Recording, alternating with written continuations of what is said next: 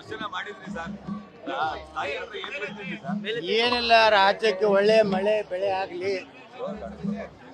ಯಾಕಂದ್ರೆ ಬರಗಾಲದ ಒಂದು ಛಾಯೆ ಇಡೀ ರಾಜ್ಯದಲ್ಲಿ ಇವತ್ತು ಆವರಿಸಿದೆ. ಅದಕ್ಕೆ ತಾಯಿ ಚಾಮುಂಡಿಯಲ್ಲಿ ಇವತ್ತು ಮಳೆ ಬೆಳೆ ಆಗೋದ್ರ ಮೂಲಕ ಒಳ್ಳೆಯ ಒಂದು ಫಸಲು ಬರಲಿ, ರೈತರು ರಾಜ್ಯದ ಜನ ಸುಖ ಸಮೃದ್ಧಿಯಿಂದ ಇರಲಿ ಅಂತೇಳಿ ತಾಯಿಯಲ್ಲಿ ಪ್ರಾರ್ಥನೆ ಮಾಡಿಕೊಂಡೆ.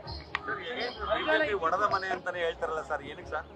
ಒಡೆದ ಮನೆ ಮತ್ತದು ಏನು ನೋಡಿದ್ರಲ್ಲ ಮೊನ್ನೆ ವಿಧಾನ ಪರಿಷತ್ತಿನಲ್ಲಿ ಯಾವ ರೀತಿ ಒಂದು ಅಡ್ಡ ಮತದಾನ ಆಯಿತು. ಅದಾದ ಮೇಲೂ ಸಹ ಅದರ ಒಂದು ನೈತಿಕ ಜವಾಬ್ದಾರಿ ರಾಜ್ಯಾಧ್ಯಕ್ಷ ತಗೋತಾ ಇಲ್ಲ, ಮತ್ತು ಯಾರೂ ತಗೋತಾ ಇಲ್ಲ. ಇದೆಲ್ಲ ನೋಡಿಬಿಟ್ರೆ ಎಲ್ಲ ಇಬ್ಬರು ಹೊಂದಾಣಿಕೆಯಾಗಿ ಕಾಂಗ್ರೆಸ್ ಮತ್ತು BJP ಹೊಂದಾಣಿಕೆಯಾಗಿನೇ ಅಡ್ಡ ಮತದಾನ ಮಾಡಿಸಿರುತ್ತೆ. ಎಲ್ಲರಿಗೂ ಗೊತ್ತಿರುವಂಥ ಸಂಗತಿ. ವ್ಯಕ್ತಿಗಳು ಪಕ್ಷ ಕೇಂದ್ರದಲ್ಲಿ ಭಯಂಕರ ಸ್ಟ್ರಾಂಗ್ ಇದೆ.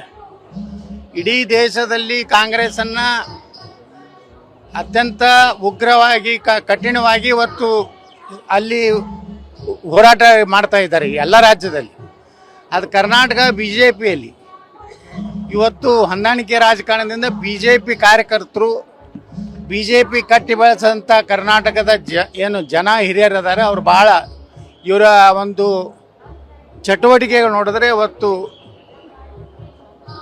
ಭಾಳ ಕೆಟ್ಟ ಅನಿಸುವಂಥ ಪರಿಸ್ಥಿತಿ ಕರ್ನಾಟಕದಲ್ಲಿದೆ. ಏನು ನಮ್ಗೆ ಗೊತ್ತಾಗ್ತಾ ಇಲ್ಲ. ಅದನ್ನೇ ಹೈಕಮಾಂಡ್ ಗೊತ್ತಿದೆಯೋ ಇಲ್ಲೋ, ಅಥವಾ ಕೊನೆಗೆ ಇನ್ನೂ ಟೈಮ್ ಇದೆಯಲ್ಲ, ಅಕ್ಟೋಬರ್ ನವಂಬರ್ ಅಲ್ಲಿಗೆ ಅಂತ್ಯ ಮಾಡ್ಬೇಕಂತ ಇದ್ರೂ ಇರ್ಬೋದು. ಇಲ್ಲ, ಹೈಕಮಾಂಡ್ ಏನು ವೀಕ್ ಇಲ್ಲ.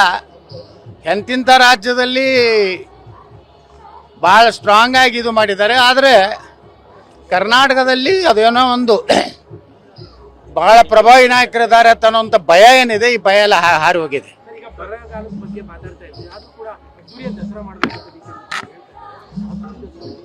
ನೋಡಿ, ಇವತ್ತು ದಸರೆ ಬರುವವರೆಗೂ, ಈಗ ವಿಜಯದಶಮಿ ಬರುವವರೆಗೂ ಆ ಭಗವಂತ ಒಳ್ಳೆ ಮಳೆ ಬೆಳೆ ಕೊಡಬೇಕು ಅನ್ನೋಂಥ ದೃಷ್ಟಿಯಿಂದ ಇವತ್ತು ವಿಜೃಂಭಣೆಯಿಂದ ಮಾಡಬೇಕನ್ನೋಂಥದ್ದು ಏನಿದೆಯಲ್ಲ, ಆ ವಿಜೃಂಭಣೆಯಲ್ಲಿ ಮುಂದಿನ ದಿವಸಗಳಲ್ಲಿ ಆ ದೇವರ ಅನುಗ್ರಹ ಏನಾಗ್ತದೋ ಅದ್ರ ಮ್ಯಾಗಿಂದ ನಿರ್ಣಯ ಮಾಡಬೇಕು.